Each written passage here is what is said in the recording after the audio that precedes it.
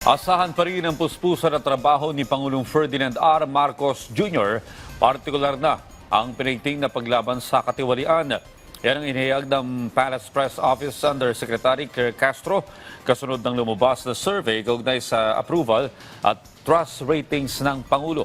Gate ng opisyal, ang ratings ay magsisilbing gabay lamang ng administrasyon at anuman ang resulta nito ay hindi makakaapekto sa Pangulo dahil nakatutok siya sa pagtatrabaho, lalo na sa pagsugpo sa korupsyon. Dagdag pa ni Castro, kung ang dahilan naman ng pagbaba ng rating ng presidente ay ang ginagawa niyang pagpapaimbestiga sa katiwalian, hindi ito iniinda ni Pangulong Marcos Jr.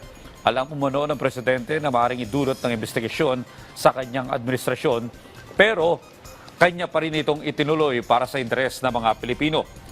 Dagdag pa ni Yusek Castro, gagawin ng Pangulo ang tama kahit na hindi ito popular na desisyon.